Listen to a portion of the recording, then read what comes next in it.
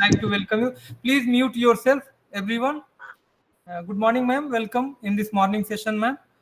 This is 97 Faculty Induction Program. We welcome you again.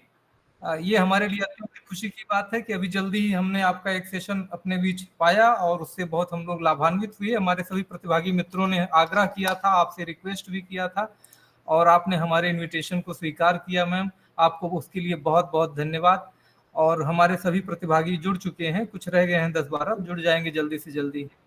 तो आपका पुनः स्वागत है मैम। और जो उस दिन लाइब्रेरी इंफॉर्मेशन के बारे में रिगार्डिंग पब्लिकेशन जर्नल्स सब हम लोगों ने डिस्कस किया, प्लेगरिज्म को कैसे अवॉइड करें, तो उसके आगे जो कुछ लाइब्रेरी से रिलेटेड चीजें हैं वो हमारे पार्टिसिपेंट्स के साथ आपका इंटरेक्शन और आपने जो जिस तरीके से डिजाइन करना चाहा होगा इस 90 मिनट को। Ma'am, now it's up to you, you can deliver your lecture ma'am.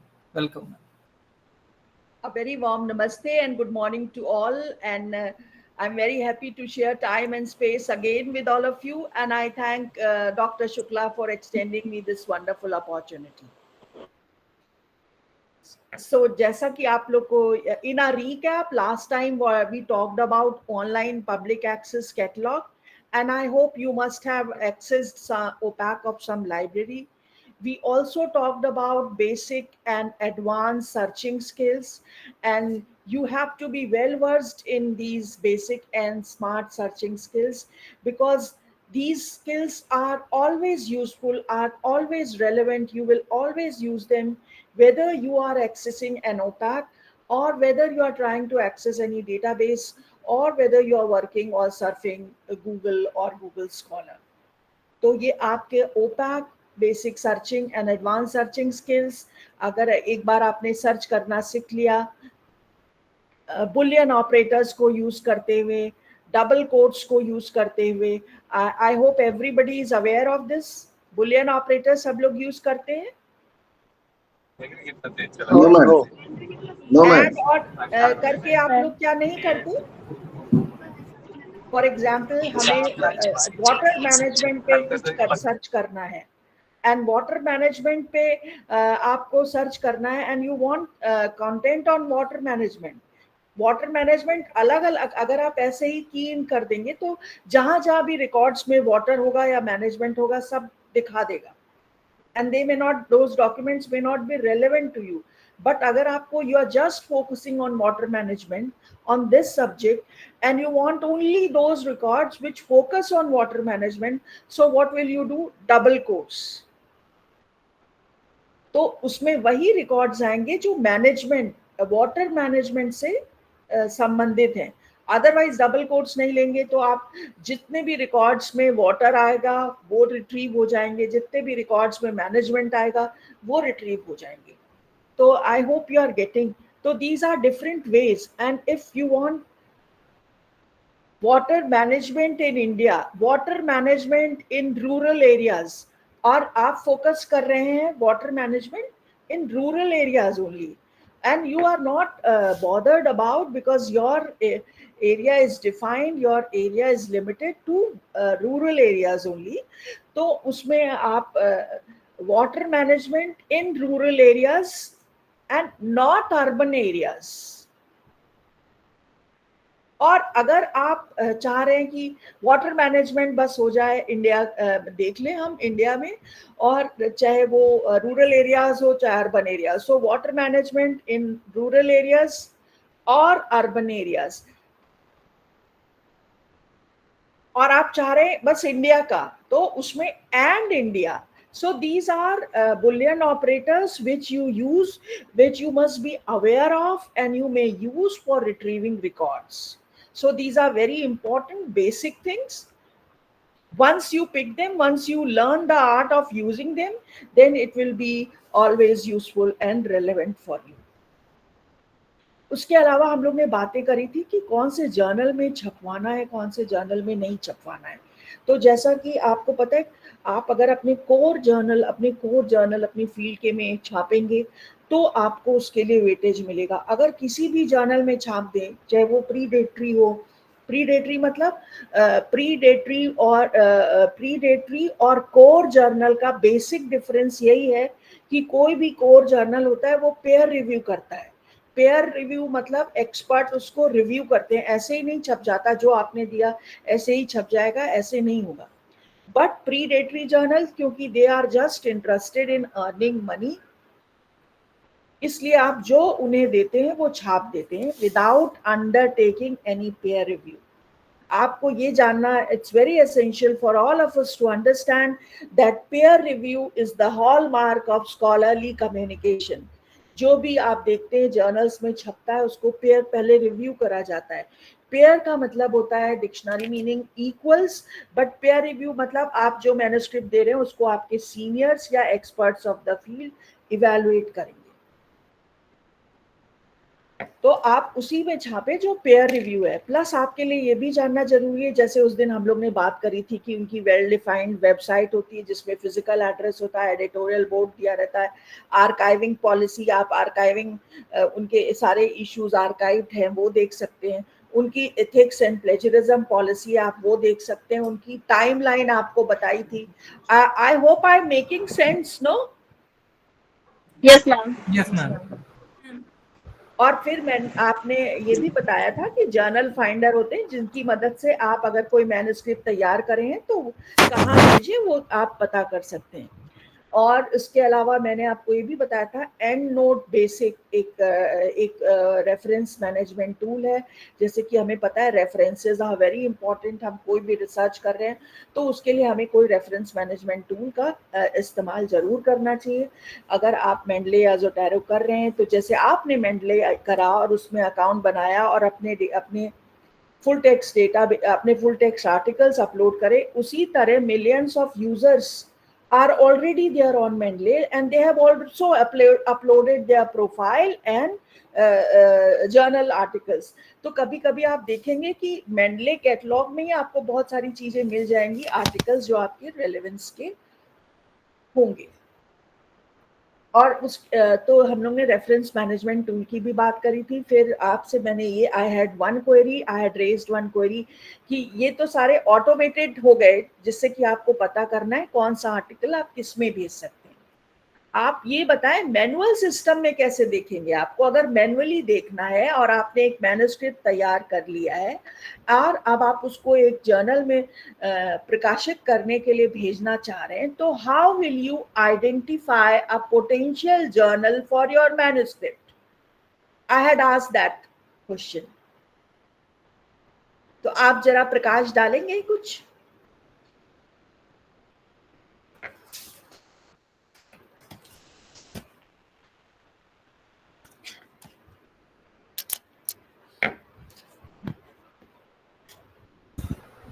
Farooq जी आप म्यूट हैं।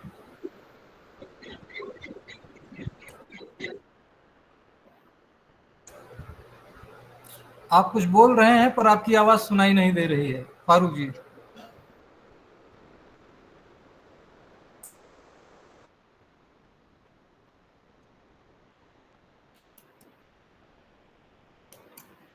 Rural area.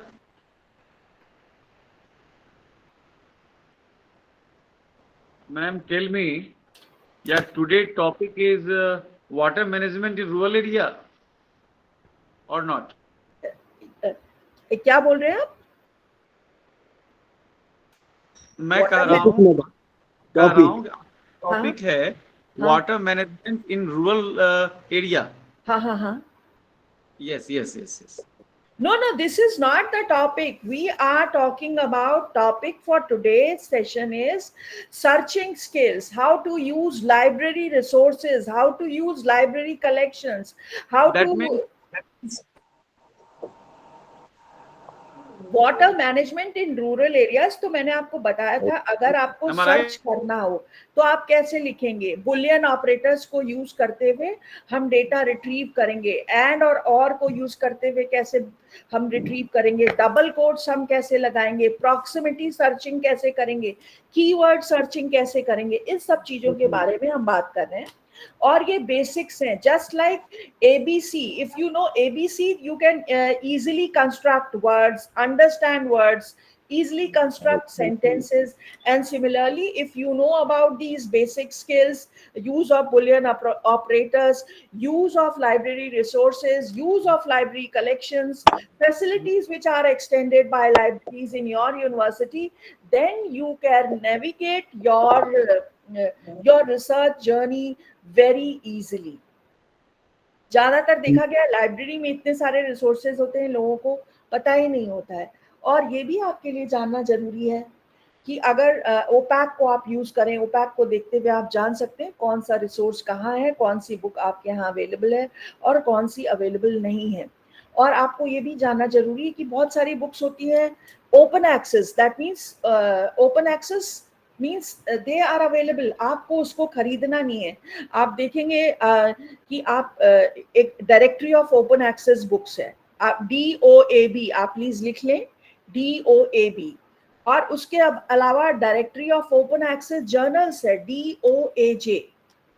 आपको ये भी जानना जरूरी है कि जो प्रीडेटरी जर्नल्स होते हैं ना, वो APC चार्ज करते हैं। APC मतलब आर्टिकल प्रोसेसिंग चार्जेस, मतलब आपको कोई पेपर छापने के लिए एक पैसे देने होंगे, बट आपको पैसे नहीं देने हैं कि देने हैं। एक directory of open access journals है, DOAJ।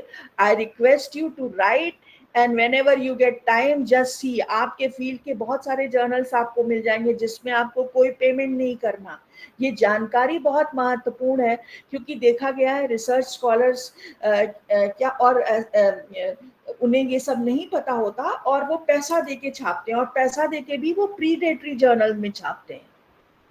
तो ये हम लोग बात कर रहे हैं। We are not talking about water management in rural areas, but I took that one example to explain the concept of boolean operator and search. Ma'am थोड़ा प्रैक्टिकली करके दिखाने से ज्यादा समझ में आएगा, क्योंकि हम लोग नवनियुक्त माने असिस्टेंट प्रोफेसर हैं, बहुत आइडिया हम लोग को है नहीं। मैं जो आप जो बता रहे हैं हमारे लिए बिल्कुल नया है, इसलिए थोड़ा करके यदि आप दिखाती तो ज्यादा अच्छा। ठीक है, बिल्कुल मैं करके। हाँ, प्रेजेंटेशन रहेगा तो ठीक रहेगा। चलिए मैम नमस्कार। अभी मैं बिहार यूनिवर्सिटी का सेंट्रल यूनिवर्सिटी खोल रहा हूँ मैं अपने साइड से, लेकिन वो मैं वहाँ किसी बुक पर नहीं जा पा रहा हूँ। किस तरह से जाऊंगा, इसके बारे में इस तरह से कुछ हिंट्स मिले तो ज्यादा बेहतर रहेगा। अच्छा, तो हमें बिहार यूनिवर्सिटी का नहीं पता, हम अपने JNU का आपको करके दिखा देंगे कि कैसे कैसे ढूंढें। हमें लगता है वो ज्यादा सही रहेगा। ठीक है ना? Thank you ma'am. हाँ, ओके। अच्छा, तो ये सर्चिंग और उसकी बात हुई। और दूसरा आपको ये भी एज सुपरवाइजर्स और एज मेंटर्स और एज प्रोफेसर्स आपको ये भी जो different rules of scholarly communication है वो भी पता होने चाहिए। जैसे UGC 18 का क्या है, promotion of academic integrity and prevention of plagiarism in higher educational institutions regulations 2018। क्या आप लोग को इसके बारे में जानकारी है? आप लोग ने पढ़ा है UGC रेगुलेशंस 2018? No madam. हाँ, तो ये बहुत महत्वपूर्ण है। सर्चिंग इसलिए महत्वपूर्ण है क्योंकि जब आप ऑनलाइन डेटाबेस से आपको पता होगा क्या कैसे कंटेंट निकालना है, कैसे इंफॉर्मेशन निकालनी है, तभी आप सर्च कंडक्ट कर पाएंगे। उसके पहले आपको ये भी जानना बहुत महत्वपूर्ण है आपके लिए कि क्या रिसोर्सेज हैं आपकी फील्ड की। अगर रिसोर्सेज के बारे में पता ही नहीं होगा तो आप क्या वो करेंगे, क्या कहाँ से सर्च करके निकालेंगे? Because everything you can not get on Google और गूगल स्कॉलर। और ये भी आप जानिए, जब सरकार आपकी यूनिवर्सिटी पे आपको रिसोर्सेज दिलाने के लिए आपकी लाइब्रेरी पे करोड़ों रुपए खर्च कर रही है और आप उसका इस्तेमाल नहीं कर रहे हैं, तो इसलिए जानकारी बहुत महत्वपूर्ण है। ये इस आज के सेशन में हम यही बात कर रहे हैं। Library resources, library collections, library services offered by university libraries across the country, searching and different rules which are related to, जैसे मैंने बताया हम बात कर रहे हैं अभी UGC regulations 2018, उसको UGC ने जारी करा 2018 में और उसके तहत यही है, इसलिए वो करा गया ये इंश्योर करने के लिए कि जो भी रिसर्च हो कंट्री में वो ऑनेस्टी पे बेस्ड हो, ये ना हो कट पेस्ट करा गया है बस।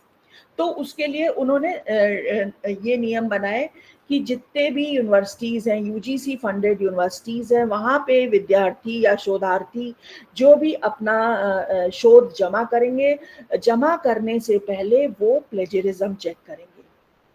और इसलिए इसी संदर्भ में लाइब्रेरीज कोई एंटी प्लेजरिज्म सोर्स को मुहैया कराती हैं, ये आपको पता होना चाहिए। आप लोग कौन सा सॉफ्टवेयर यूज कर रहे हैं प्लेजरिज्म चेकिंग के लिए? क्योंकि वो सिर्फ शोधार्थी के लिए नहीं है, शोधार्थी के लिए है, आप लोग को भी। तो जैसे because everything of ours is related to publications, we need to have publications. तो हम जो भी मैन्युस्क्रिप्ट बना रहे हैं उसे जर्नल को भेजेंगे, भेजने से पहले हम खुद तो प्लेजरिज्म अपने मैन्युस्क्रिप्ट का चेक करेंगे ना। तो इसलिए आपको इन सब फैसिलिटीज के बारे में जानना जरूरी है। तो कौन सा which one do you use? Bihar university में मैम ड्रिल बिट होता है। अभी हो सकता है हमारे कुछ फ्रेंड्स इसलिए अवेयर हों इसमें, और कुछ हो सकता है ना हो। अच्छा ठीक है, जैसे ड्रिल बिट यूज कर रहे हैं जो हम लोग को भी मिल रहा है ड्रिल बिट। ड्रिल बिट के तहत हम लोग चेक कर सकते हैं क्या होता है। ये सॉफ्टवेयर क्या चेक करते हैं, जैसे हमने कोई अपना डॉक्यूमेंट अपलोड करा, फिर वो उसको टैली करते हैं अगेंस्ट द डेटाबेस जो उनके पास बैकएंड में डेटाबेस होता है, डिफरेंट ऑनलाइन रिसोर्सेज का, रिसर्च पेपर्स का, स्टूडेंट पेपर का, उससे वो टैली करते हैं। इसके बाद वो कलर कोडेड रिपोर्ट देते हैं। मतलब आपने कोई टेक्स्ट लिखा अगर और उसको सिस्टम ने ग्रीन करा, ग्रीन से हाईलाइट करा, फिर वो दिखा देगा ग्रीन यूआरएल, मतलब आपका ग्रीन टेक्स्ट कॉपीड है ग्रीन यूआरएल से।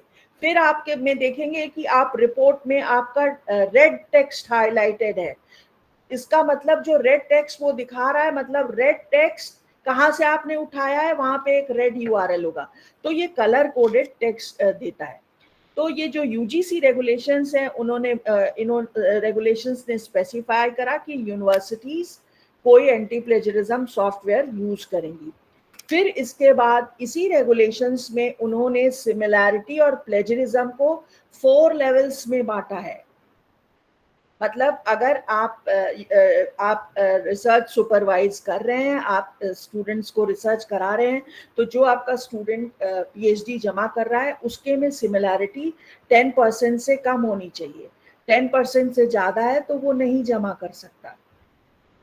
इसके बाद ये इसलिए महत्वपूर्ण है आपको ड्रिल बिट या टर्निटिन के बारे में जानना, क्योंकि जो जितने भी शोध पत्रिकाएं हैं, चाहे वो नेशनल और इंटरनेशनल हो, तो वो ये सारे यूज करती हैं, वो सारे ये सॉफ्टवेयर यूज करती हैं एंटी प्लेजरिज्म के। मतलब आपने कुछ भी छपने को दिया वो ऐसे नहीं छप जाएगा, वो पहले चेक करेंगे और अगर उन्हें लगेगा कि इसमें बहुत सिमिलैरिटी है तो वो वापस कर देंगे।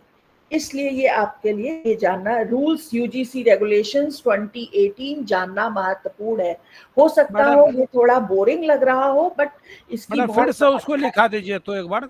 हाँ मैं ये जानना चाहता हूँ कि हाँ, जो हम Regulations फैक्टरी 28 के जो बारे में। चेक करेंगे, हाँ, ऐसा हाँ। कोई साइट जिस पर मेरा आर्टिकल लीक हाँ। भी नहीं हो और कहीं कोई उसका उपयोग न करे और मेरा वो चेक भी हो जाए, ऐसा कोई साइट जहां मैं चेक करूं?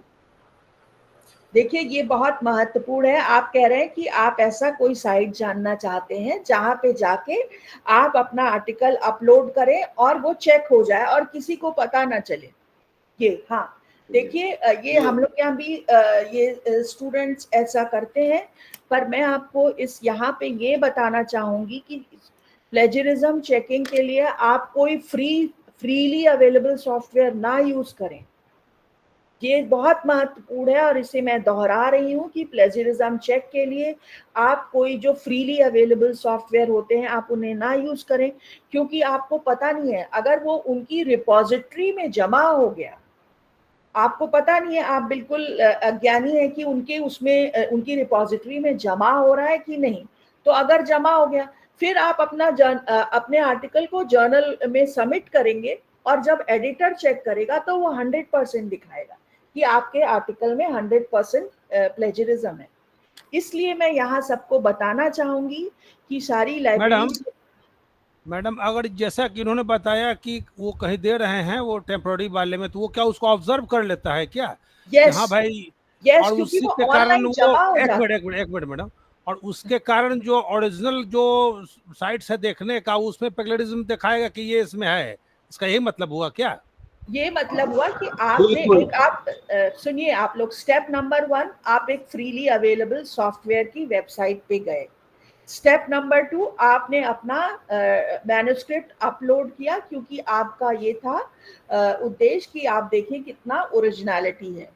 स्टेप नंबर 3, आपने देखा कि ओरिजिनलिटी उसमें वो दिखा रहा है 50%, और आपने करेक्शंस वगैरह करे फिर उसमें, और फिर आपने जर्नल को जमा कर दिया।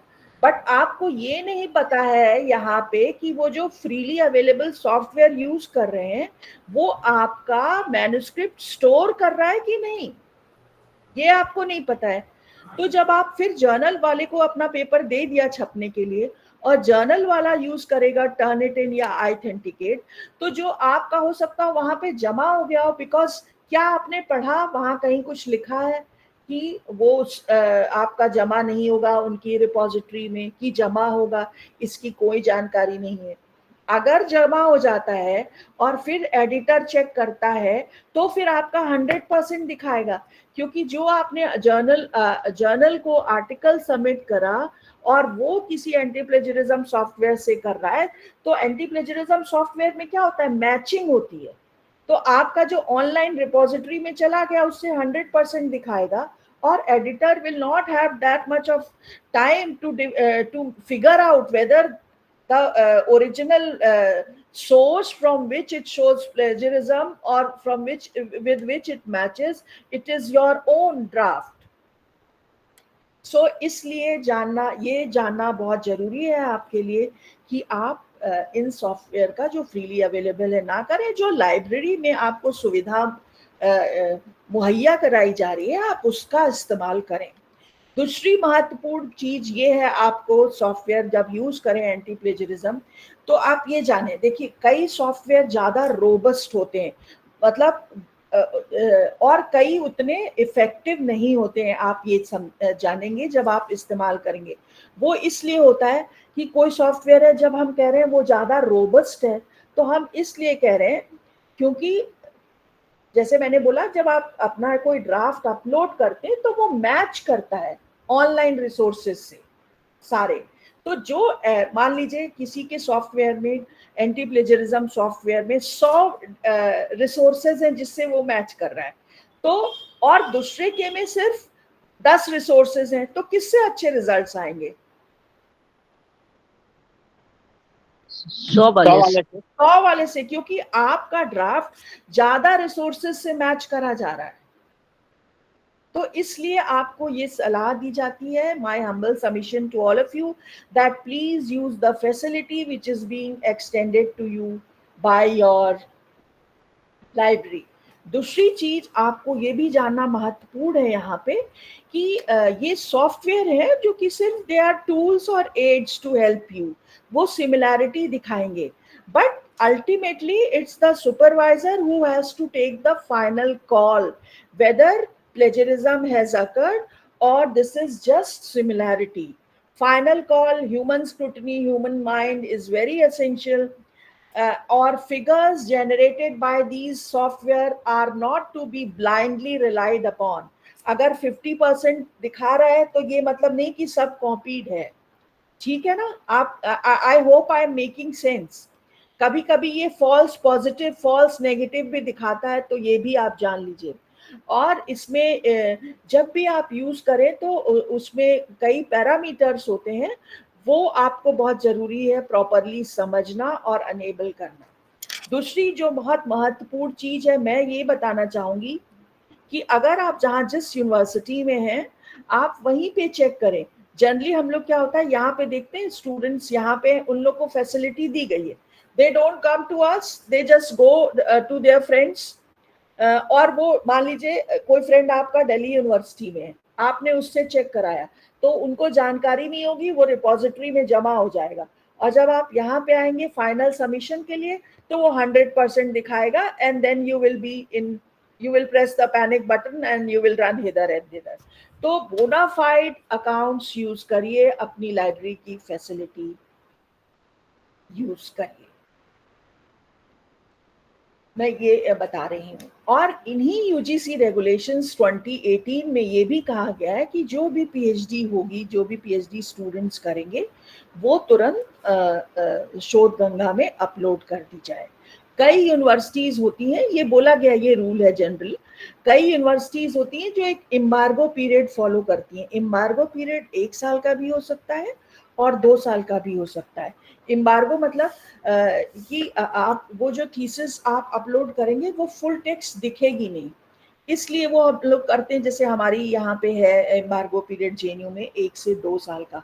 मान लीजिए किसी स्टूडेंट ने पीएचडी कर ली, रूल कहता है कि उसे तुरंत अपलोड करना है, बट हो सकता हो वो स्टूडेंट पेटेंट फाइल कर रहा हो या बुक छपवाना चाहे पीएचडी के लिए, तो फिर अगर वो चीज पहले से पब्लिक डोमेन में आ जाएगी, तो आपको पता है पेटेंट में तो date is very important, date of registration is very important. इसी तरह बुक भी आप छाप रहे हैं, तो अगर वो जो बुक का कंटेंट है वो पहले से अगर पब्लिक डोमेन में होगा तो वो पब्लिशर जनरली मना करते हैं।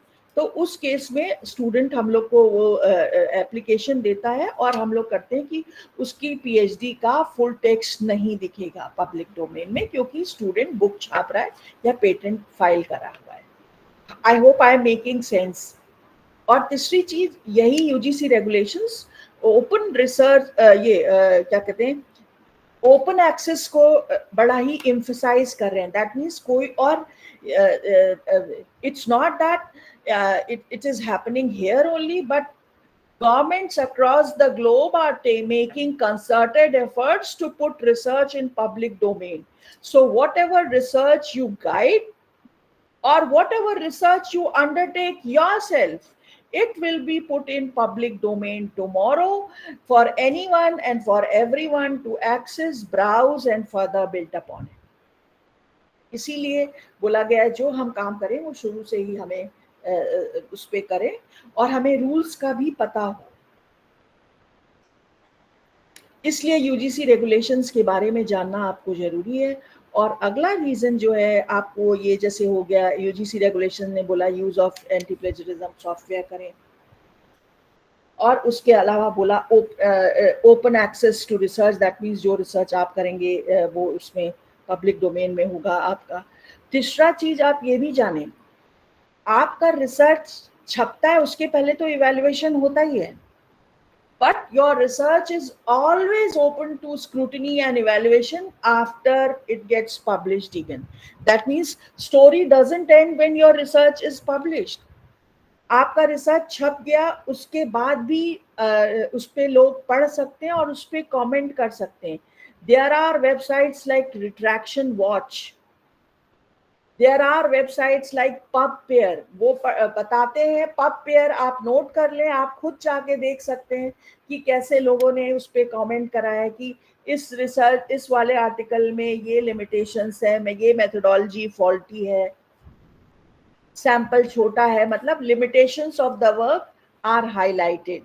इसीलिए आपका के लिए ये रूल्स जानना जरूरी है। और आप लोग ने उस दिन ये भी देखा different types of databases, full text databases, bibliographic and citation database, citations पता है। then आपको पता है हर यूनिवर्सिटी में एक IQAC सेल होता है। everybody is aware? Yes, ma'am. Yes, ma'am. IQAC cell, what does this it stand for? IQAC क्या है? To look after the thesis submission and presentation, this is the committee for that, I think so. क्या look after? Look after the presentation of the articles, journals and the PhD too. अरे नहीं, वो IQAC look after article थोड़ी आपका देखता है। Internal quality assessment cell. Quality assessment. I mean, and this is internal quality assessment cell. Quality, yeah, yes. Internal quality assessment cell. assessment assurance है। नहीं assurance है। हाँ, तो पहले बोलना चाहिए ना, हमको क्यों बुलवाए? प्लीज आप लोग इस तरीके से बात ना करें। एक तो दूसरी बात, माइक म्यूट रखें, और आपस ये में भी बातचीत आपके ना लिए करें। महत्वपूर्ण है ये जानना कि जैसे आप लोग अभी असिस्टेंट प्रोफेसर्स हैं और कल को आप लोग अपने सीनियर ग्रेड और प्रमोशंस के लिए अप्लाई करेंगे तो अपना एप्लीकेशन जमा करेंगे और उसमें आपके एपीए स्कोर होता है, एपीआई स्कोर, उस सबका असेसमेंट इवैल्यूएशन ये IQAC सेल चल करता है। मतलब हम लोग जो भी एप्लीकेशन अपने प्रमोशन वगैरह के लिए जमा करते हैं वो कि आपने लिखा, आपके जर्नल्स, आपका जर्नल स्कोपस इंडेक्स जर्नल में आपका आर्टिकल छपा, तो they will give you weightage for that. They will check whether your claim is authenticate or not. Then आपका जो इम्पैक्ट फैक्टर का जर्नल है उसके अलग मार्क्स होते हैं, तो वो सारा आपका API स्कोर चेक करते हैं।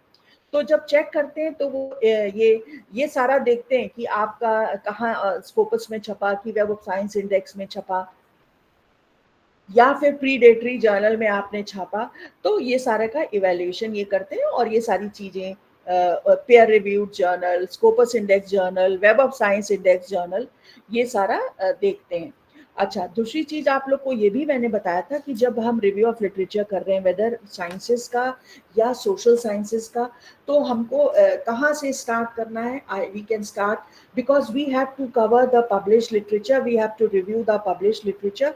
पब्लिश लिटरेचर क्वालिटी जर्नल्स में छपा हो तो right place to start, whether you are a researcher in sciences और सोशल साइंसेस, इज स्कोपस और web of science.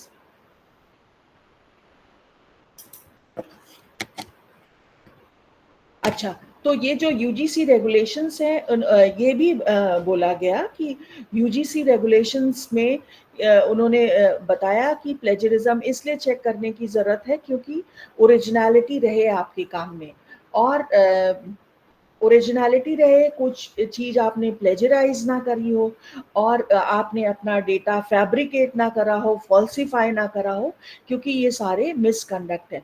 Because universities are epicentres of knowledge and they are suppose to generate new knowledge through their laboratories and departments by following standards and rigour of the field. इसीलिए ये सारे rules बनाए गए हैं कि, और plagiarism और other forms of misconduct के लिए क्या है और क्या नहीं करना चाहिए, क्या नहीं करना और क्या करना चाहिए, ये सारे यूजीसी रेगुलेशंस 2018 के तहत बनाया गया है। एंड आई होप आप लोग ने यूजीसी रेगुलेशंस का फुल टेक्स्ट डाउनलोड करा है, पढ़ा है।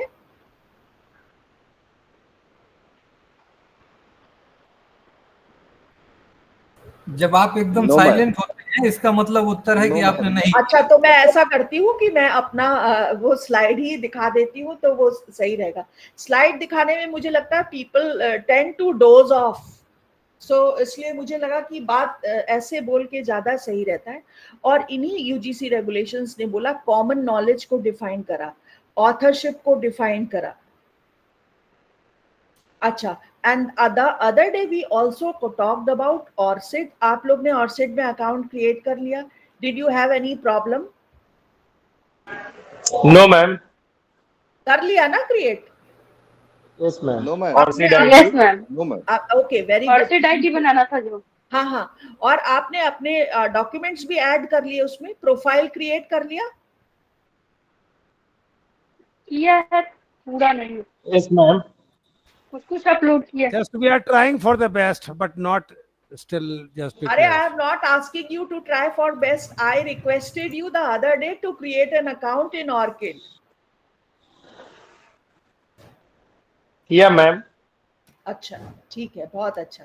अच्छा, आप लोग के यहाँ ये भी आप देखिएगा कि आप लोग के यहाँ IRNS है अपनी यूनिवर्सिटी वेबसाइट पे, IRINS लिख लीजिए, IRINS, और आप देखेंगे कि आपकी यूनिवर्सिटी लाइब्रेरी में है ये सिस्टम।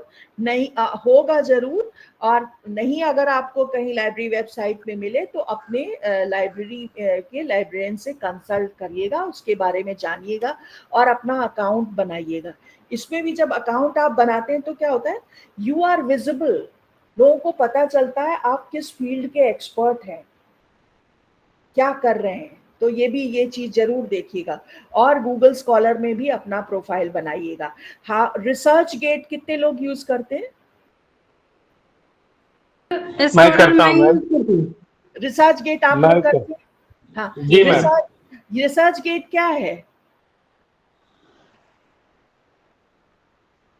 पेपर हम लोग पब्लिश करते हैं ना, वो उस पे ऐड हो जाता है, उस पे इजीली वो दिख जाता है कि हाँ हमने कौन कौन सा पेपर पब्लिश करा है। हाँ, तो ऐड नहीं हो जाता है, आप ऐड करते हैं। हम लोग ऐड करते हैं। हाँ, मैं ऐड करता तो उसमें बस ये है, it's an academic social networking site. हूँ। आप जी उसमें बिल्कुल। अपलोड कर सकते हैं, फिर वो दिखाता है कितने लोगों ने पढ़ा। आप लोगों से उस पर फीडबैक मांग सकते हैं, रिकमेंडेशंस मांग सकते हैं, लोग रिकमेंड करते हैं। और उसके अलावा आपको रीडरशिप दिखती है, that means at the end of the day you get visibility. और वो ये भी दिखाता है, आरजी स्कोर एक दिखाता है, वो जी मैम जी। आरजी स्कोर दिखाता है, और इट रियली मोटिवेट्स यू। जैसे जैसे आपका स्कोर बढ़ता है, जैसे जैसे नंबर ऑफ डाउनलोड्स या रीड्स आपके बढ़ते हैं, तो ये सब क्या है, ये ऑल मैट्रिक्स काइंड है। एक तो मैट्रिक्स हुआ, जो मैट्रिक्स हुआ, एच इंडेक्स, जी इंडेक्स, इसको भी आपका IQAC सेल देखता है। साइटेशंस हुए, आर्टिकल लेवल मैट्रिक्स हुआ कि कौन सा article, how many times it has been viewed, how many times it has been downloaded. तो ये कहाँ से इंफॉर्मेशन आपको मिल रही है? वेब ऑफ साइंस या ये साइटेशंस का इंफॉर्मेशन वेब ऑफ साइंस और स्कोपस से मिलता है। बट आप देखेंगे रिसर्च गेट में अगर लोगों ने बनाया हो, तो उसमें देखेंगे वो दिखाता है how many reads, people from which part of the globe have accessed your work। और मैं यहाँ पे इसलिए बता रही हूँ, आप लोग अब जिन लोगों ने रिसर्च गेट में नहीं बनाया है वो भी बनाए, क्योंकि मैम एकेडेमिया भी रिसर्च गेट की तरह ही है। Yes yes same. तो बिल्कुल दोनों सेम है, एकेडेमिया और रिसर्च गेट दोनों दो प्लेटफॉर्म है। हाँ, आपको इसलिए मैं बता रही हूँ क्योंकि मैम इस पे मेरा एक आर्टिकल का हमेशा वो रिव्यू आता रहता है, हाँ, जो मेरे ईमेल में शो होता है। and you feel very happy, no? And it motivates you. Does Yes. it motivate you to work harder or not? Definitely. और मैं इसलिए यहाँ पे बता रही हूँ कि बहुत कभी कभी होता है, हमें कोई फुल टेक्स्ट आर्टिकल चाहिए, वो हमारी लाइब्रेरी में नहीं है जर्नल, बट वो फुल टेक्स्ट किसी ने, जैसे आप अपने आर्टिकल्स अपलोड करते हैं तो किसी ने अपलोड करा हुआ है, तो आपको इजीली मिल जाएगा। और कभी कोई जर्नल आर्टिकल मान लीजिए फुल टेक्स्ट नहीं है, तो आप उसके ऑथर से रिक्वेस्ट कर सकते हैं। So this is how you get access to the content which you want. That is why it is important for you to know about these social networking websites too. उसके अलावा आपको ये भी बताया था कि लाइब्रेरी ग्रामरली और वो इंग्लिश सपोर्ट के लिए रूब्रिक देती है। तो ग्रामरली आप लोग ने अपनी लाइब्रेरी में पता किया, और मैंने ये भी बताया था कि अगर लाइब्रेरी में आपकी नहीं आ रहा है तो आप बोल्ड रिक्वेस्ट कर सकते हैं कि ग्रामरली आपके लिए लिया जाए, और स्टूडेंट्स के लिए भी बहुत हेल्पफुल होता है। इसके अलावा तब तक आप एक फ्री अकाउंट क्रिएट कर सकते हैं जिसमें बहुत सारी फीचर्स आपको मिल जाएंगे।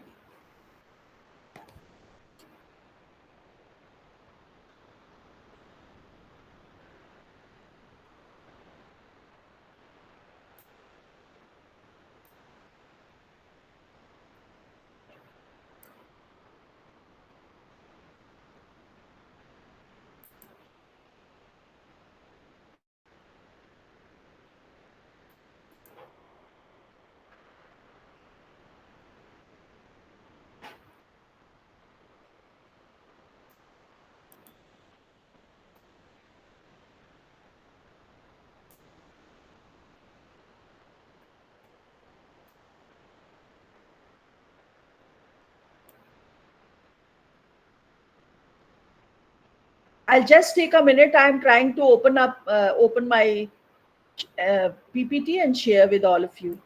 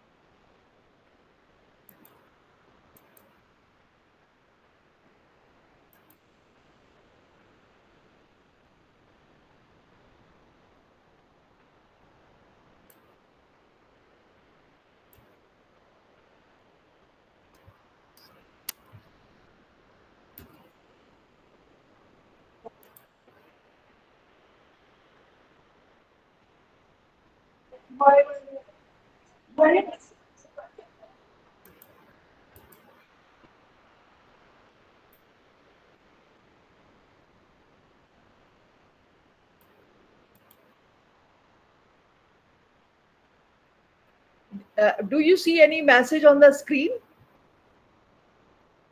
Oh no. No, ma'am. No, ma'am. No, madam. It said something went wrong when screen sharing. Try restarting your browser. Okay, I'll do it. Madam, please send it to our coordinator Sukla sir, your PPT, so that we take the task later on.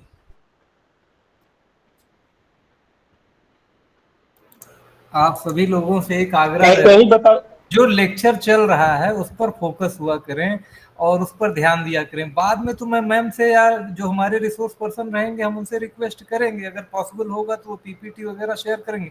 लेकिन अभी जो discussion हो रहा है, जो notes आप बना रहे हैं, जैसे कि मैडम ने पहले भी लेक्चर दिया तो आपने होमवर्क किया ही नहीं कुछ, तो आप सब असिस्टेंट प्रोफेसर हैं तो थोड़ा ये सब भाई चीजें ध्यान रखें। सर समय मिलेगा तो we are just going on the classes from 10 to 5. Thereafter we feel exhausted. How we can do every such thing? Go to the library, either and either in search of the search and work on whatever. नहीं So नहीं, तब just ठीक give the है, time. At later on तब we have ठीक to है। prepare आप these course things. के बाद ये सब चीजें कर लीजिएगा, अभी डायरी कर Sorry, लीजिए। it is not a matter of discussion here, but the thing is कि madam should know all the things. कि भाई किस हालात से हम लोग गुजर रहे हैं। नहीं नहीं 10 ठीक है बजे से राजेश 5 अनुपम बजे जी, तक काइंडली हम म्यूट लोग को योरसेल्फ। नहीं मैं आप अपने आप को म्यूट रखें। और आप लोग अगर बहुत एडवर्स कंडीशन में गुजर रहे हैं उसके लिए हम क्षमा प्रार्थी हैं। आपसे रिक्वेस्ट है कि जब आपका 20 अगस्त को खत्म हो जाएगा कोर्स, तो जितनी चीजें डायरी में नोट किए हैं उसको बाद में आप एक्सरसाइज कीजिएगा तो अच्छा रहेगा। धन्यवाद सर। मैम ऐसे ही बताइए ना, ठीक तो चल रहा है। अरे वो दिखाने से आप लोग कह रहे हैं ना, दिखाने से सही रहता है। और दिखाने से मैडम ठीक। बैठेगा नहीं भाई। यस मैम, ऐसा कोई जरूरी नहीं ma'am.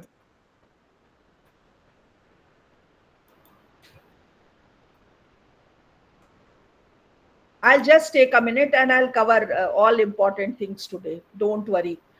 Yes madam, go on. देखिए, जब तक मैं अपना वो खोलती हूँ ना, आप अपना एक all of you are from different fields, science, social science and social work, education. My simple query to all of you, please identify 2 journals of your field. अब आप वो आप लोग कह रहे हैं ना जिस हालात से गुजर रहे हैं, तो अभी जब तक मैं सेट करती हूँ तब तक 2 जर्नल्स अपनी फील्ड का देखिए और उसका मुझे नाम बताइएगा, name, frequency of the journal. I hope I am able to convey my message. Frequency of the journal, name of 2 journals of your field, frequency, scope and metrics, whether it is indexed in Web of Science or Scopus और उसका impact factor. तो आपको इसमें कहीं नहीं जाना है जब तक मैं सेट कर रही हूँ। सब लोग ऑनलाइन, सबके पास गूगल की फैसिलिटी तो है ना, आप देख लीजिए अभी। It will hardly take any time. 2 journals of your field, हाँ, frequency, name of publisher, scope of the journal and impact factor. तब तक मैं सेट करती हूँ।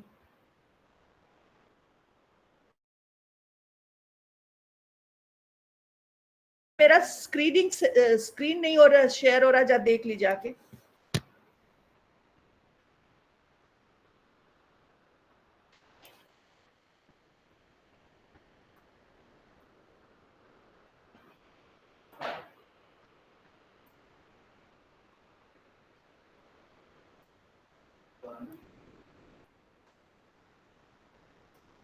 ये इसको मुझे शेयर करना है।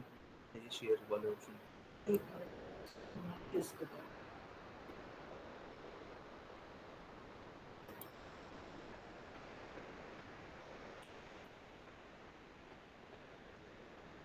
ये save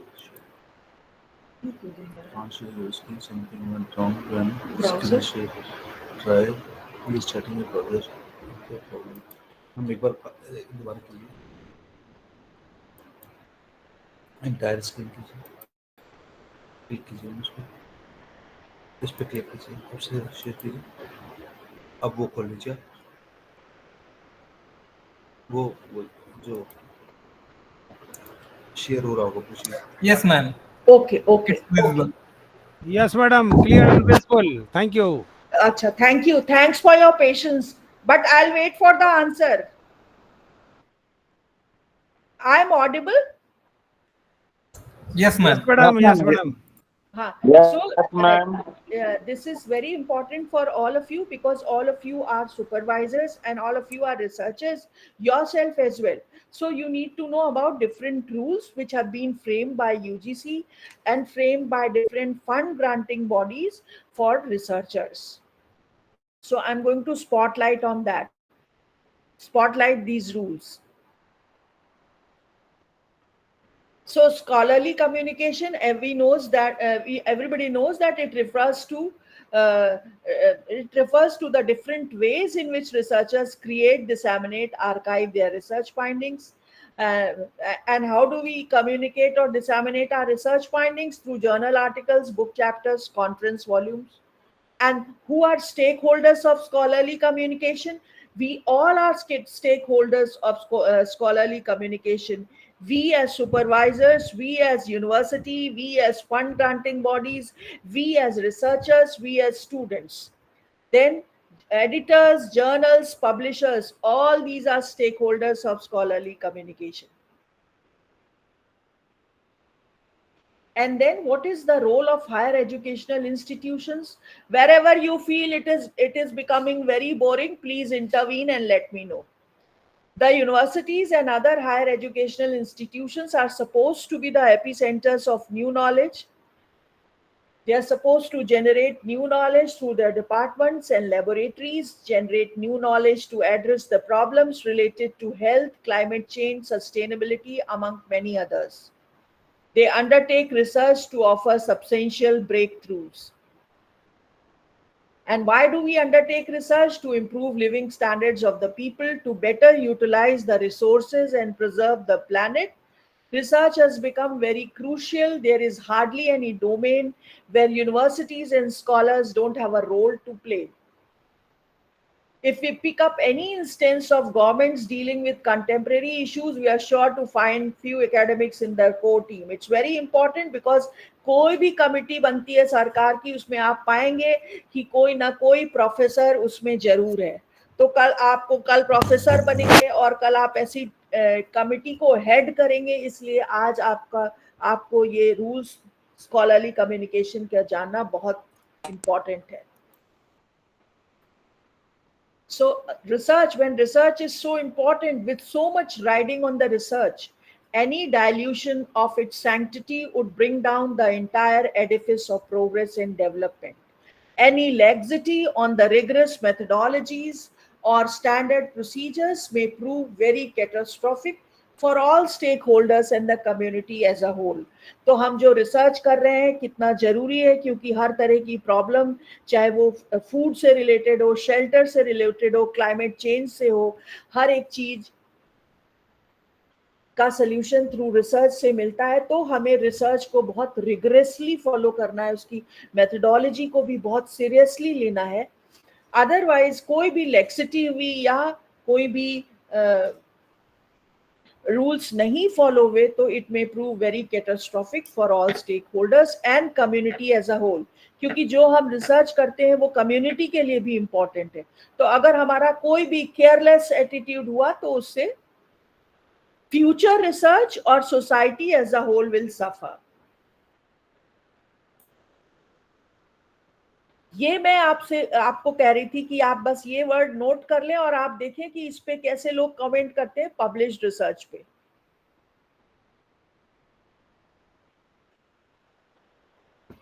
रूल्स बनाए गए हैं कि ओरिजिनलिटी रहे, सिंसियरिटी रहे, ऑनेस्टी रहे काम में, और डिफरेंट बॉडीज ने बनाए हैं. और ये जैसे ये कुछ बॉडीज आप स्क्रीन पे देख पा रहे हैं, पर इन सारी बॉडीज का यही एसेंस है. इन्होंने जो भी रूल या कोड्स बनाए हैं कि सब लोग honesty, objectivity, integrity, carefulness, openness, transparency, accountability, intellectual property right follow करें.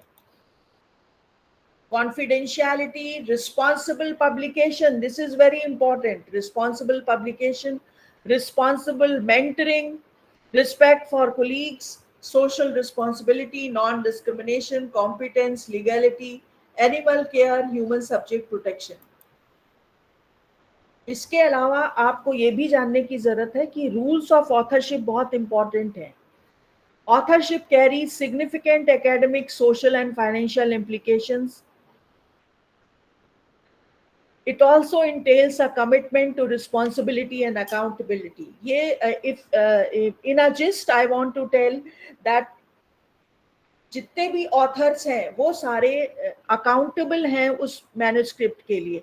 कोई भी मैन्युस्क्रिप्ट या कोई भी जर्नल आर्टिकल है जो छप रहा है, उसमें जितने भी ऑथर्स हैं वो सारे अकाउंटेबल होते हैं, रिस्पॉन्सिबल होते हैं जो भी उसमें कुछ छपा.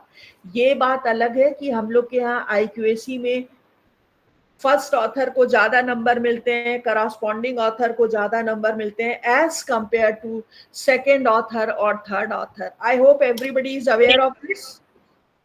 Madam accountability. Hello madam. Yes ma'am. हाँ, तो एक्चुअली मैं प्योर मैथ में हूँ, तो इसमें है जो ऑथर का जो लिखते हैं अल्फाबेटिकल ऑर्डर में, लेकिन लेकिन क्या होता है कि जो यूजीसी में है फर्स्ट ऑथर का अलग अलग क्राइटेरिया दिया हुआ है, तो इसका क्या कुछ है? देखिए अगर देखिए इवन जो आप कह रहे हैं ना आप मैथमेटिक्स में, तो इवन साइंस के journals they want you to specify what different authors have contributed. आप देखेंगे अभी मैं आगे स्लाइड में दिखाऊंगी भी कि कैसे हमें स्पेसिफाई करना पड़ता है कि मैंने डेटा कलेक्शन करा, दूसरे ऑथर ने डेटा एनालिसिस करा, तीसरे ऑथर ने फर्स्ट ड्राफ्ट तैयार किया और चौथे ऑथर ने सारा वैलिडेशन करा. और उसमें हमें ये भी मेंशन करना पड़ता है all authors had access to data sets अगर आप एम्पिरिकल रिसर्च कर रहे हैं तो. और देखिए अगर आप कह रहे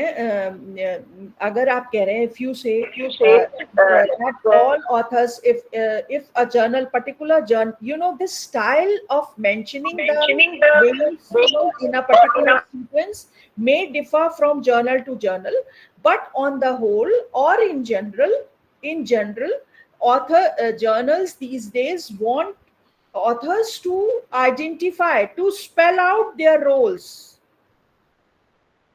और दूसरी चीज, अगर आप अल्फाबेटिकल दे रहे हैं, कई जर्नल्स होते हैं वो कहते हैं if all the author's have contributed equally,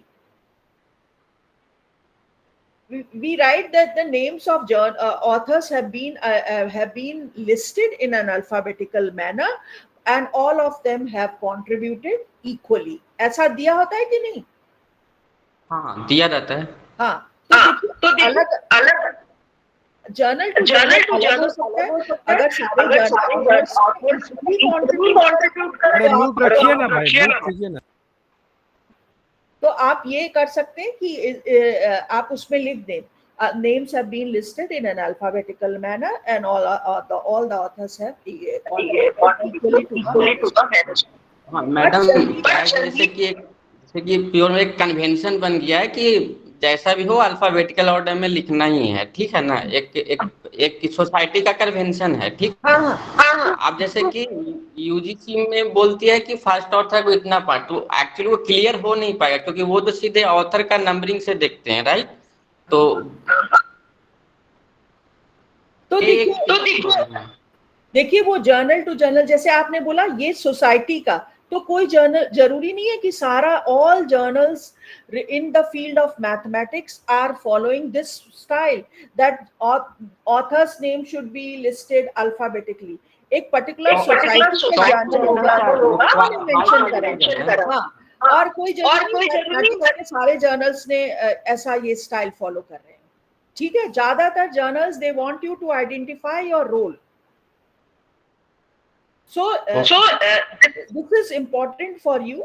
The message from this discussion is it is important for you to know how a particular journal wants you to specify your name and your position in the byline matters as of now.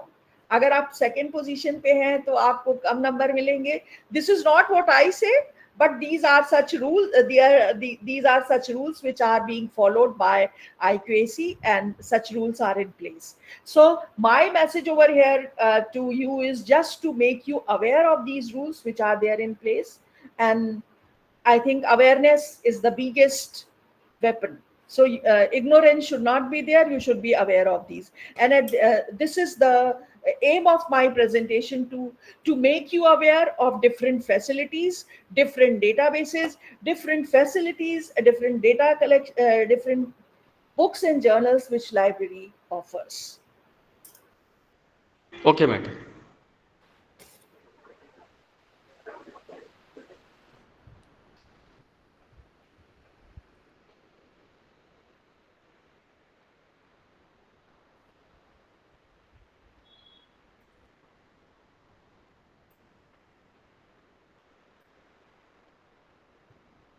This is showing now. Yes, madam, it is clear. Yes, ma'am. What do you see? What do you see on the screen? Your face, ma'am. It's not Please share बंद हो गया ma'am. No screen anything. बंद हो गई ma'am आपकी. Only your face just we are looking. No, screen is important. Face is not important. Dear participants, kindly Please mute share yourself. नहीं हो रहा है. I am again requesting you. मैं यहाँ कोऑर्डिनेट करने के लिए बैठा हूँ. मैम को मैं बता दूंगा, आप लोग बीच बीच में इतना डिस्टर्ब करते हो, प्राइमरी के बच्चों की तरह आपको ट्रीट करना पड़ रहा है. जी मैम, विजुअल नहीं है मैम, अभी स्क्रीन नहीं दिख रहा है जी. You are mute ma'am.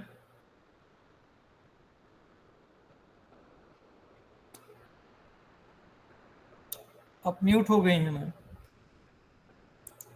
Okay.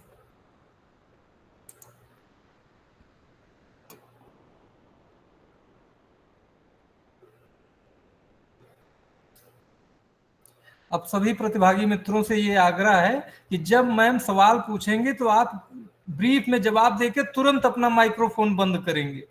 Ji ma'am, दिख रहा है. फिर से गायब हो गया ma'am. But Rules of authorship, do you see? Yes ma'am. हाँ. So now अब आपको पता चलिए rules of authorship क्या है.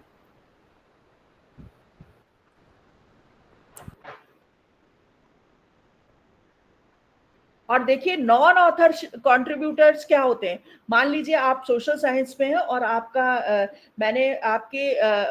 आपने एक मैन्युस्क्रिप्ट तैयार की और मैंने आपकी उसकी बस लैंग्वेज एडिटिंग कर दी, तो इसका ये मतलब नहीं I will claim that my name should be written in the byline. ठीक है, समझ रहे ना. या फिर मैंने आपको जरा सा फॉर्मेटिंग कर दी, वर्ड में हेल्प कर दिया, तो मेरा नाम देने की आवश्यकता नहीं है. ये आप जाने. General supervision, general administrative support, writing assistance, technical editing, language editing and proof reading.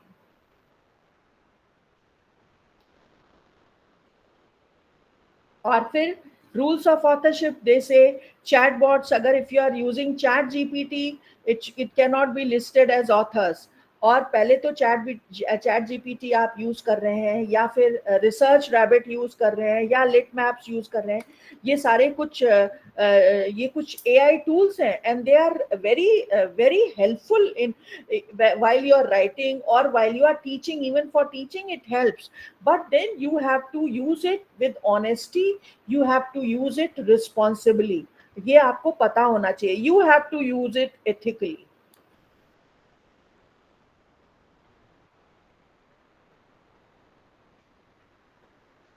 और देखिए क्या होता है, आप लोग सुपरवाइजर्स तो हैं, पर कभी कभी होता है आप आर्टिकल लिखते हैं तो आप अपना नाम, अपने टीचर का नाम, मतलब आउट ऑफ रेवरेंस हम लिख देते हैं अपने गुरु का नाम, जबकि ऐसा नहीं होना चाहिए. आज तो आप अपने गुरु का नाम लिख दे रहे हैं, कल को जब आप सुपरवाइज करेंगे तो आप you will expect your students to write your name out of reverence. So this is not at all acceptable. Sometimes an author includes another person as co-author without that person's knowledge or agreement. देखिए, this is very important. All the lines on this slide are very important.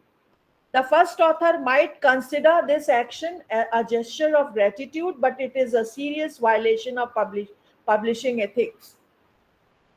और ये इसलिए भी important है कि कोई भी student आपका नाम लिख रहा है तो आप ऐसे ही मत कह दें लिख लें, आप उस मैन्युस्क्रिप्ट को देखें, एक कॉपी अपने पास रखें, आप देखें कि उसमें जो डेटा, अगर एम्पिरिकल स्टडी है तो डेटा सच में कलेक्ट हुआ है, डेटा सच में मेंटेन है, डेटा सेट्स। ये ना हो just to gain one paper you permit your student to write your name, because if tomorrow that paper faces some music, then all the authors listed in the byline will have to face music. So, and then gift authorship, ghost authorship, that means sometimes what happens, we get the work done from some other third party by paying them a fee or something in kind. So this gift or ghost authorship is also not permissible. I was just telling कि हम we are expected to specify our roles. Screen दिख रही है ना आपको? Yes, ma'am. Yes, madam. पहला author roles, जी ma'am, जी ma'am. Yes, ma'am, दिखाई दे रही है. data curation, formal analysis, investigation, methodology. They have specified. अब आप देखिए affiliation भी दिख रहा है, affiliation दिख रहा है स्क्रीन पे, थोड़ा सा बड़ा हो जाता है, दिख रहा है मैम, बड़ा में तो screen again will disappear and we will waste time. So I just want to tell. अच्छा, और उसके बाद क्या दिख रहा है? सबसे पहले आपको name दिखा, फिर roles दिखा. This screen is very important, this slide is important. You can see roles. जी, अच्छा, affiliation. Yes, ma'am. And what is this? This is very important. University of Cape Town, और उसके नीचे URL लिंक है ma'am, उसके नीचे ORCID ID है, देखिए. Okay जी. So this way you are required to give your ORCID ID too. So this ORCID ID is important. ठीक है ना? अब आप ये देखिए सारे ORCID ID दिए हैं ऑथर्स के. Yes, ma'am. All authors should agree to the order of authorship and author contributions if appropriate. I am telling you this thing, this is important, क्योंकि बाद में देखा गया है कि हम लोग एक साथ काम स्टार्ट करते हैं, थोड़े समय बाद हम लोग के लड़ाई झगड़े हो जाते हैं ऑथर्स में, तो फिर एक ऑथर दूसरे ऑथर के अगेंस्ट जर्नल को लिखता है, his name should be removed, this and that. तो उसमें क्या होता है? You show how your nature is, and another important reason is that publication of your manuscript gets delayed. तो उन सब से बचने के लिए right from the beginning, if you are working in collaboration, your role should be well defined, well spent. All authors should review the manuscript, whether primary submission or resubmission, and must approve the submission. Corresponding author or the primary investigator should examine the raw data. This is very important. Raw data should be well maintained in subject-specific repositories or general repositories. I told you the other day too, and I repeat that while we are submitting for grants or we are submitting proposals to fund granting bodies like to ICSSR or DBT, they ask us to spell out our research data management plan. So this is very important for all of you. कल को आप students guide करेंगे तो आपको ये उन्हें बताना पड़ेगा कि भाई अपना जो, अगर आप सोशल साइंसेज में भी डेटा कलेक्ट करने जा रहे हैं तो उसका प्रॉपर प्रूफ हो, डेटा जो आपने कलेक्ट करा हो वेल डिफाइंड हो, वेल मेंटेन्ड हो.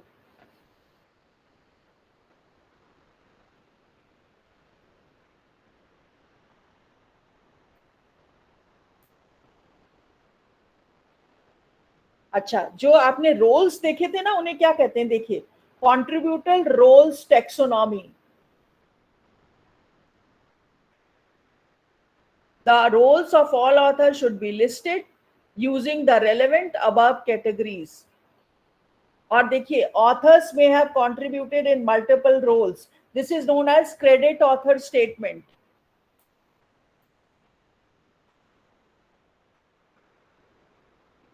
आपको ये सारी कैटेगरीज में अपना रोल डिफाइन करना है. I hope I am making sense. Yes, madam. अच्छा, रिसोर्सेज के बारे में सबको पता है, डेटाबेसेस, बुक्स, जर्नल्स.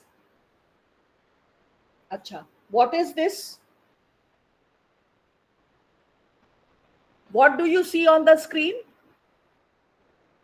Huh? जय अनुसंधान। What is one nation, one subject? This Ministry of Education is providing through this scheme. University Ministry of Education is providing access to how many journals you can see, to more than 13,000 journals, which are from 27 broad subject categories, and the 13,000 journals are being provided to more than 6,000 universities and higher educational institutions. I hope you are aware of it and you are making use of this resource.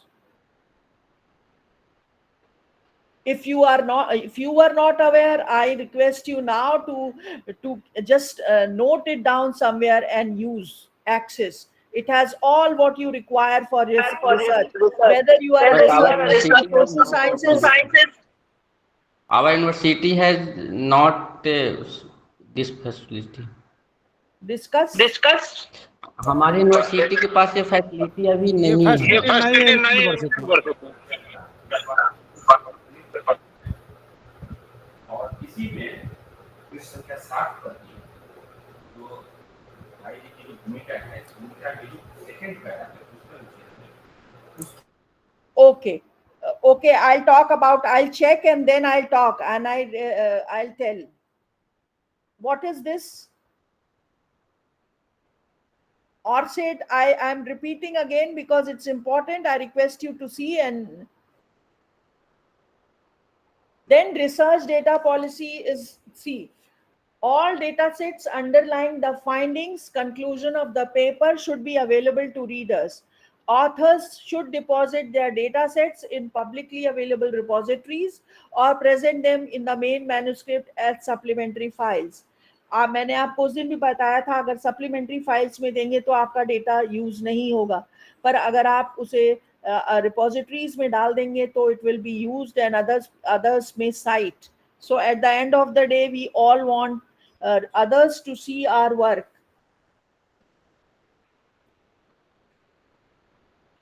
A data availability statement tells the reader where the data associated with the paper is available, and where applicable, please include links to data set.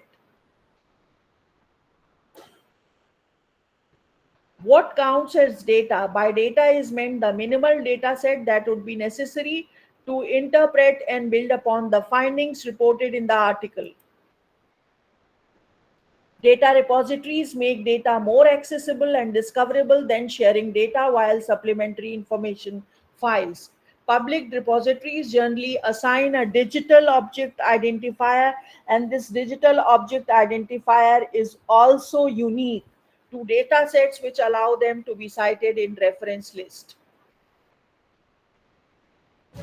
Repositories also, there are general repositories, there are domain specific data repositories as well. So you should be aware of it.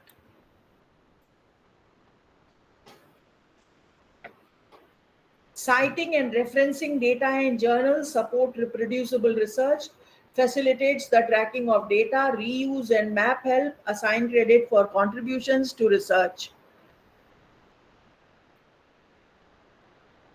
Then dissemination, क्योंकि आप research करते हैं उसका result छिपा के नहीं रखना है, हमें वाइडली पब्लिसाइज करना है, डिसैमिनेट करना है। तो हम जर्नल में कर सकते हैं या कॉन्फ्रेंस वॉल्यूम में। आजकल कॉन्फ्रेंस प्रोसीडिंग्स भी क्या होता है, वो आर्टिकल्स मंगवाते हैं, फिर जब कॉन्फ्रेंस हो जाती है तो उसे बुक की तरह छाप देते हैं और बुक को ISBN नंबर मिल जाता है, और ISBN नंबर मिल जाता है और उसको आपको IQAC के लिए IQAC भी आपको नंबर प्रोवाइड करता है। तो ये आपको ध्यान रखना है कि आप जो outlet for disseminating your research findings चुने, it should be authenticate one. आपको पता है जैसे प्रीडेटरी जर्नल्स होते हैं वैसे प्रीडेटरी कॉन्फ्रेंसेस भी होती हैं, तो आपको ये ध्यान रखना है कि ना आप प्रीडेटरी जर्नल्स में छापें, आपको डिफरेंट पैरामीटर्स बताए, ना आप प्रीडेटरी कॉन्फ्रेंसेस को अटेंड करें।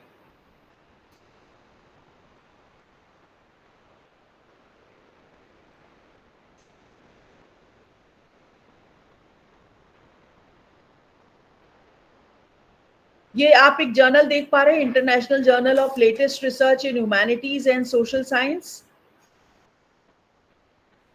Yes, ma'am. Yes, ma'am. Yes. आप देखिए, ये देखिए, आपको उस दिन बताया था turn around time, last date of submission of paper 15 September 2023, date of notification of acceptance within 2 days, date of publication within 2 days after completion of formalities. तो ये दिखाता है कि ये प्रीडेटरी जर्नल, और मैंने आपको ये भी दिखाया था, आपका कोई एक आर्टिकल छपेगा उसके बाद आपको इस तरह के जर्नल ईमेल आना, एग्रेसिव मेल आना शुरू हो जाएंगे। और देखिए फिर ये बोल रहा है, this journal provides digitally signed E certificate with in 24 to 48 hours after online publication. It doesn't happen, ऐसा कहीं नहीं होता है, कोई को जर्नल वाला आपको ये डिजिटली साइंड ई सर्टिफिकेट नहीं देता है। Or publish your paper within 4 days. It never happens. So you must be aware, or you must be cautious of this. You must know, and you must know how to distinguish a predatory journal from a legitimate journal. Name and scope of आप website पे जाएं, ये principles of transparency, ये उन्होंने कुछ parameters for committee on publication ethics और different bodies ने ये कुछ पैरामीटर्स बताए हैं, और उन पैरामीटर्स को यूज करते हुए हम एक जर्नल का देख सकते हैं weather it is a predatory journal और अ रियल जर्नल और अ वैनिटी जर्नल और अ फैंटम जर्नल। एक तो aim and scope should be in, आप एम एंड स्कोप को देखेंगे, फिर नेम ऑफ द जर्नल देखेंगे, वो यूनिक हो। प्रीडेटरी जर्नल्स क्या करते हैं, they try to name keep the names of their journal by following the names of the well established journals. The journal name shall be unique and not be the one that is easily confused with another journal, or that might mislead potential authors and readers about the journal's origin or associations with other journals. If you can recall, अगर आपने, अब तो खैर वो UGC वाली क्या list नहीं है, पर उसमें दिया रहता था, वो टेबल में दिखाते थे एक्चुअल जर्नल और cloned journal. I hope you are aware of LACME. You are everyone is aware of LACME? Yes. Huh? Beautiful photo. Everyone is aware of LACME? No ma'am. LACME नहीं पता है आपको? Yes, yes, ma'am. तो yes बताइए, what is LACME?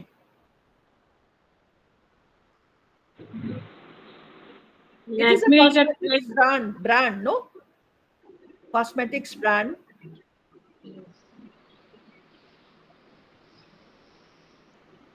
Yes, ma'am. Lakme powder है और ये हाँ, सब बस It is a cosmetic brand. हाँ, तो आपको पाउडर पता तो ये बहुत पुराना पाउडर है ना मैडम। हाँ, अच्छा ठीक, I know you are aware, well aware of. और लैक्मी क्या है? Is also a brand. Brand पर वो Lakme? ऐसा कॉपीड क्लोन ब्रांड है, जस्ट टू कंफ्यूज पीपल। ठीक है ना, तो कोई सोचेगा ये है, ये अच्छा वाला है तो वही ले लेगा।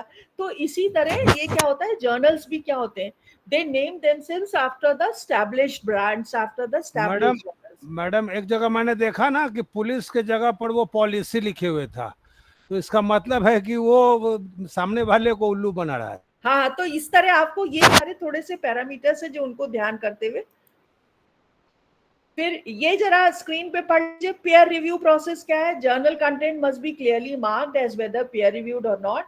Peer review is defined as obtaining advice on individual manuscripts from reviewer expert in the field who are not part of the journal's editorial staff.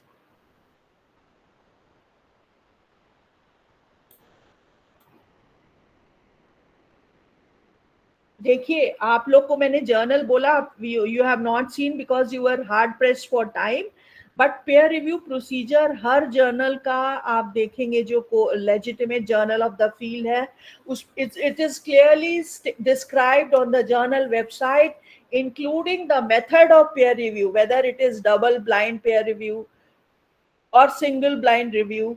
Journal website should not guarantee manuscript acceptance or very short peer review times.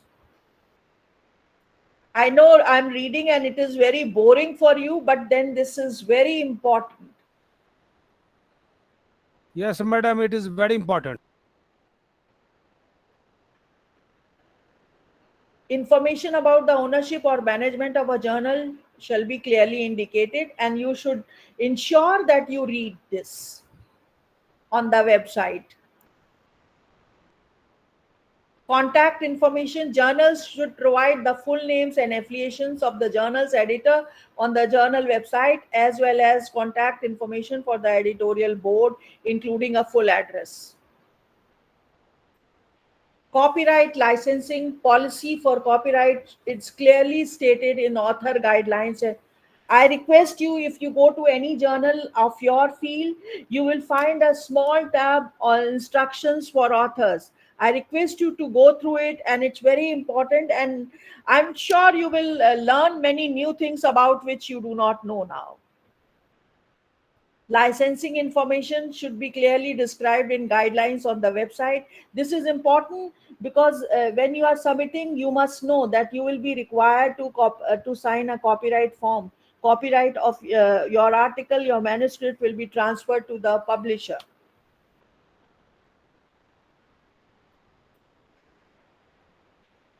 Then any fees or charges that are required for manuscript processing or publishing material in the journal shall be clearly stated in a place that is easy for potential authors to find. That means बहुत सारे journals होते हैं वो APC charge करते हैं, तो APC की proper information should be clearly expressed, should be clearly described on the website. ये आप देखेंगे.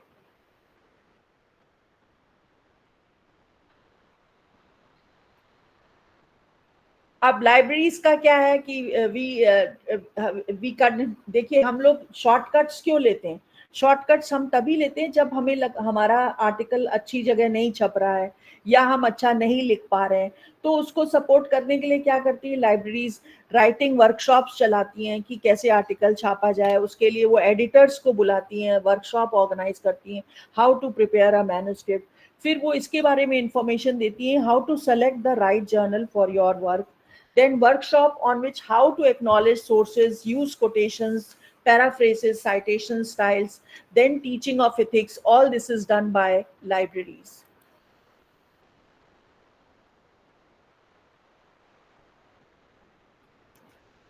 Then आपको बताया था कि अगर आप कोई जर्नल देख रहे हैं तो उनकी पॉलिसीज जरूर देखें.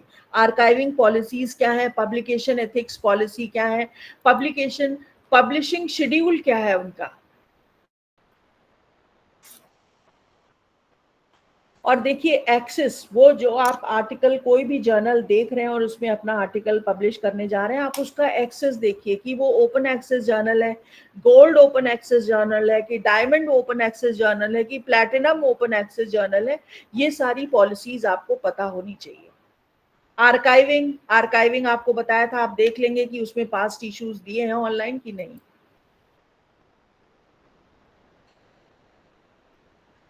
अब देखिए, जैसे ये एक जर्नल है, Indian journal of medical research, जो मैंने स्क्रीनशॉट लिया है. अब ये लिखा है ना, इसमें the journal was started as a quarterly 4 issues per year in 1913. तो आपको ये फ्रीक्वेंसी पता चल गई.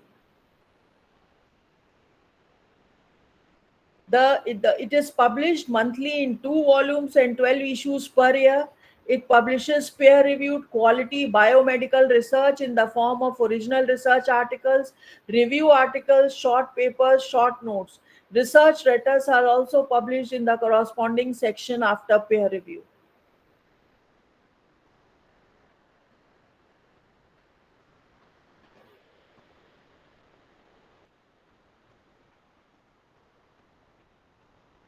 अब देखिए, उस दिन हम लोग ने बात करी थी अप्रूवल्स की, प्रॉपर उसकी परमिशंस की. इसमें ये बात करी थी. और फिर मैंने ये भी बताया था abstracting and indexing information. I hope this is visible. This is very important piece of information. Yes, madam, it is clear. It is clear. So what the journal is registered with the following abstracting partners. It says Scholar, CNKI, EBSCO publishing databases. The journal is indexed in the following: DOAJ, Index Medicus, Indian Science Abstract, PubMed Central, Scimago, Scopus, Science Citation.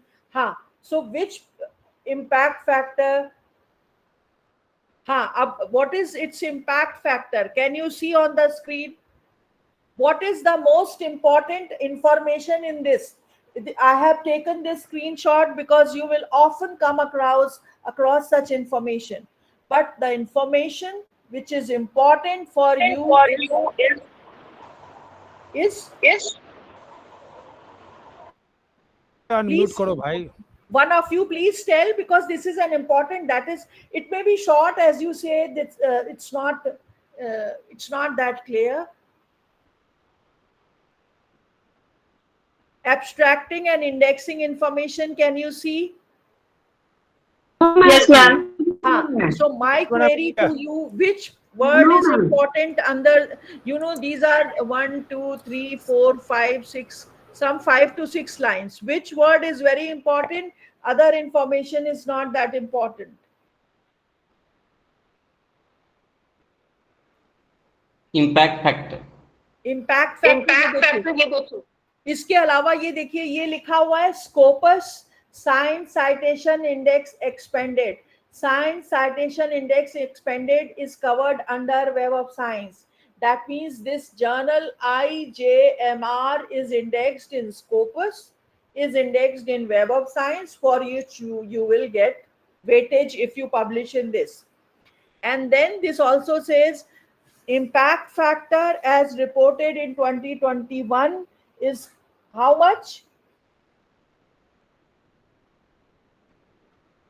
5.274. Then you must understand and it is important for all of you to keep in mind that Clarivate Analytics is the only body under sun which assigns impact factor to the journal. So if any information under abstracting and indexing information tab is there and it mentions Clarivate Analytics or impact factor, then you must understand that it is indexed in Web of Science. Mention of Scopus shows that it is mentioned Scopus, and these two things, for these two things you will get weightage. Other things that it is indexed in Bido Scholar, CNKI, ProQuest, EBSCO electronic database, that is all useless. Excuse me, ma'am. We have, ma'am, 2 minutes more, but you can take 5 minutes to 7 minutes maximum, ma'am. Okay, I'll just rush now. Okay. Because this was important, so I thought I should show. Then journal ethics policy will be there too.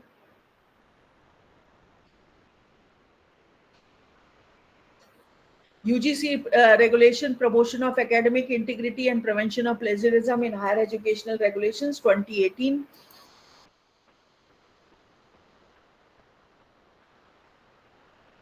Then these regulations have categorized plagiarism into 4 levels, as you can see on the screen. And for submission of PhD thesis, it should be less than 10%. Then it also mandates use of anti-plagiarism software. But you must know that these software do not decide plagiarism. They just detect similarity. And human intelligence and scrutiny have to be employed for understanding plagiarism reports. And then this is another document which is very important for all supervisors, a must read for all supervisors.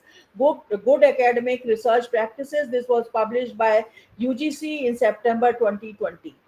And it describes what should be done, how researchers must conduct work in each and every phase of their research journey. So this, please, I request all of you to download and read. Norms and procedures to be followed in each and every stage of research, design, formulation, hypothesis, actual conduct, and so on.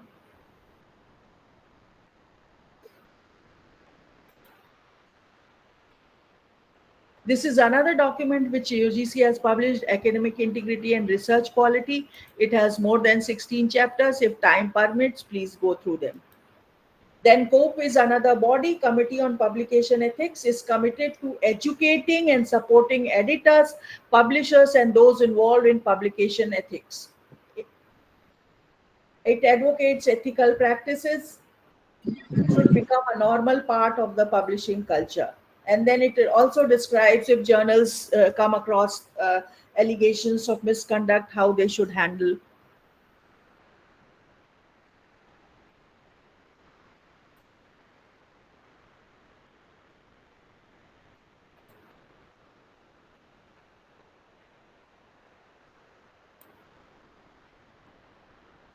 Then in 2019, university, since publications are important, since dissemination of research findings is very important. So, and it is very important for the researchers to know about these rules and regulations. So in 2019, this course was 2-credit course was approved by UGC Research and Publication Ethics, and it is mandatory for all research scholars.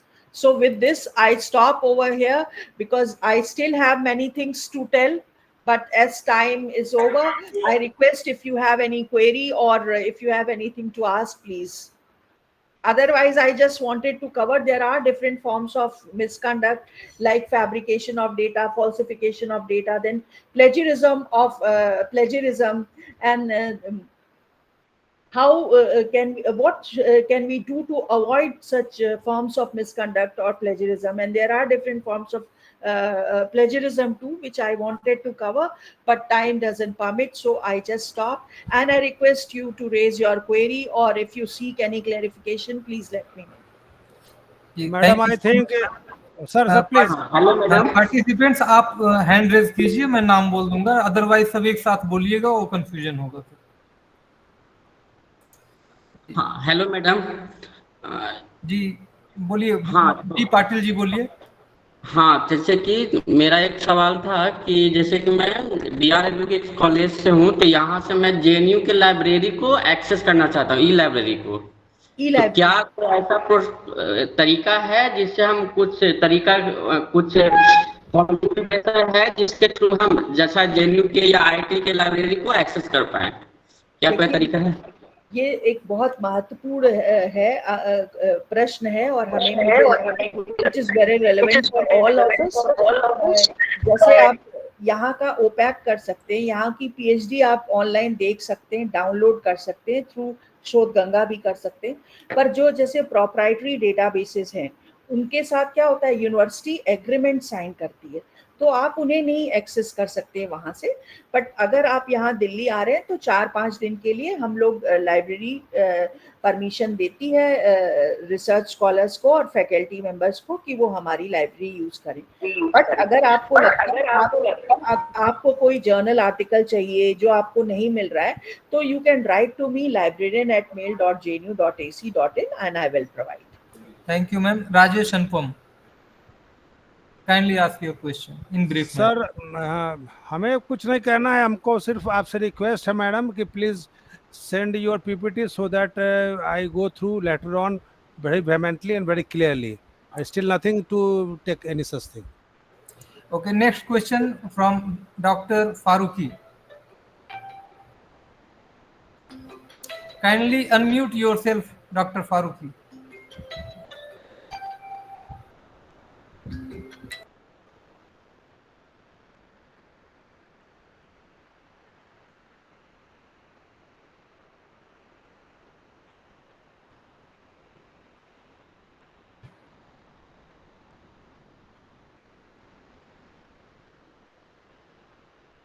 क्या हो गया फारूकी जी, बोलिए। Okay, Kumar Gaurav and Anita Srivastava. We will take 2 more questions. हाँ, नमस्ते ma'am. मैं Kumar Gaurav ma'am.